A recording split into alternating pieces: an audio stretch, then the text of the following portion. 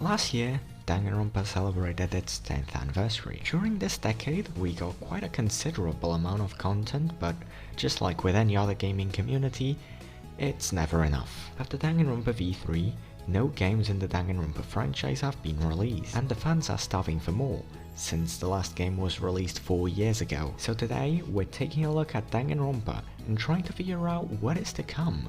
What's next? What's the future for Danganronpa? Disclaimer: everything in this video is purely speculation. Nothing here is confirmed, so don't take anything I say here as fact. Unless it happens, then you can call me a prophet of modern times. And when I do get called a prophet, you will want to be able to brag that you were here before 100 subs, so subscribe. Also, of course, there'll be spoilers since we're discussing what comes next, and for that we gotta talk about the past. With that said, let's go. For the future of Danganronpa, funnily enough, what we can expect is more Danganronpa. I know, boring answer, but please don't leave yet. We'll get more in depth in the possibilities as the video goes on. After V3's ending, a sequel feels almost impossible. I mean, that ending just disproves any and all possibilities, right? So what can we expect? If we're being realistic, another killing game. But the problem is still there. How do you proceed after last game's revelation? Kodaka says, and I quote, "I bragged that Danganronpa V3 was my best masterpiece because I intended to end it neatly. It will be difficult to create a new game that exceeds it. The voices that desired a sequel have gotten stronger. As long as the environment between myself and Spike Chunsoft have been set up, the probability is not zero." From this, what we can take is that although Kodaka would and intends on continuing Danganronpa, he is not sure how, because since the last game was his biggest masterpiece, he probably feels like he should top it. Perfectionism aside though, if Kodaka is watching the video, I have some suggestions for how to continue Danganronpa. Number 1. Danganronpa V2. No, I didn't accidentally add the V there. I mean Danganronpa V2. Danganronpa V3 supposedly ended the franchise, so if it is done past that point, then why not go back? Danganronpa V2, out of the 53 seasons, is one of the few that was confirmed to have survivors. As far as we know, the other seasons could have ended with a failure in a class trial. We were also told that the survivors were Rentaro and another random person, but besides that, we know nothing. So why not have a killing game where we play as Rentaro and work our way through a killing game which we only know the ending to? Although this is a pretty cool prediction, it is one that is definitely discussed a lot in the fanbase, so it probably wouldn't be too surprising. So how about something more out of left field? Number 2. Ultra the Spegels 2. If Kodaka decides not to go back in the past, then this would be the perfect option. The survivors of the 53rd killing game are Shuichi, Maki and Himiko. With that knowledge, you can probably see a small coincidence. 2 of them are girls, which, if given the proper circumstances, could make up for very interesting characters to play as. Not in a visual novel, but in a hack and slash type of game. I'm not saying that it'd be easy to write a story relating to this, but it would certainly make for a fun game.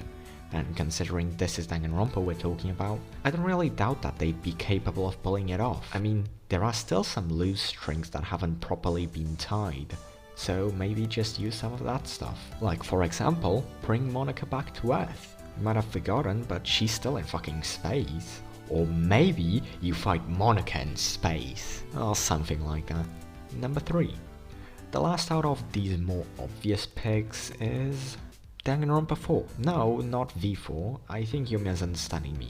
Danganronpa 4. If Kodaka established Danganronpa V3's ending and doesn't intend on continuing it past that point, or doesn't want to further develop characters in that game, then what's stopping him from saying, "Fuck it, Makoto Naegi and Nagito Komaeda again"? Even though the Danganronpa 3 anime tied most loose ends, some of them remain to be explored.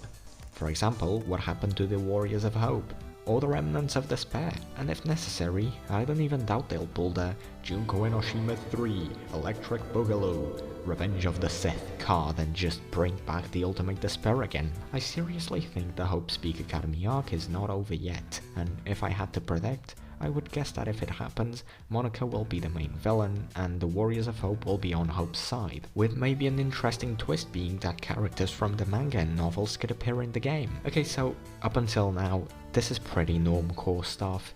Where are the juicy predictions, the meaty prophecies, the planetary prognosis? Well, we're gonna get into that now. Danganronpa, although yes it is primarily a visual novel, has always been this innovative franchise. Of course, they didn't invent the genre. Phoenix Wright was doing that shit more than a decade before Makoto pissed the bed, but it has always been a franchise that did absurd new things. So, being completely honest, I think that the future of Danganronpa relies on innovation as well. Spin-offs are small products that come from bigger ones, and in the case of video games, most of them are not of the same genre as the original one. What I am proposing here is the idea that future Danganronpa games, even if canon, might not be visual novels. Of course, this creates room for outlandish speculation, but here I will only list stuff that seems very likely. Starting off with number 1, and the one I'm hoping for the most, a fighting game. Now you may be asking yourself, how does this make any sense?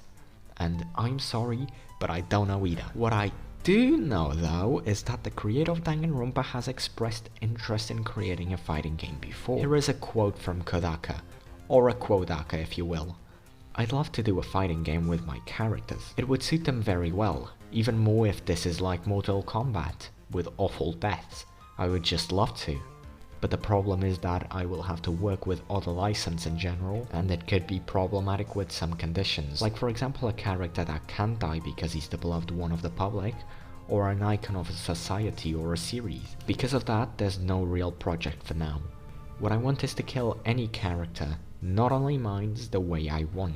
Of course, here he might be referring to some of his other franchises too, but considering Danganronpa is probably the most notable one, I think that, as long as Spike Chunsoft allows it, this is pretty much one of the most likely unlikely possibilities. I'd like to also point out that Spike Chunsoft has made some fighting games before, namely Jump Force, so I'm really hoping that they let Team Danganronpa work on this one instead of stepping in, since, well, we all know what happened with Jump Force. And now for number 2, crossovers.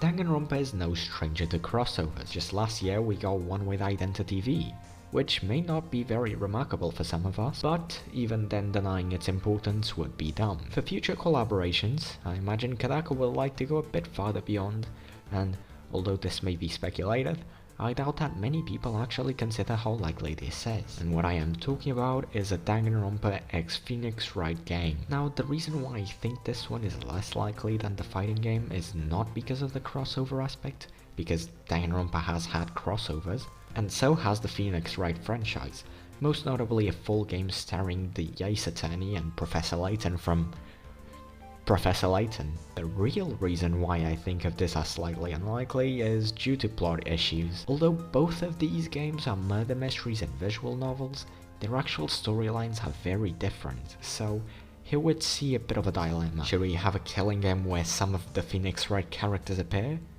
Or will the ultimate students be taken to court? And if so, what would lead up to this? Purely for storytelling reasons, I think that although this is fairly possible, I wouldn't count on it happening anytime soon.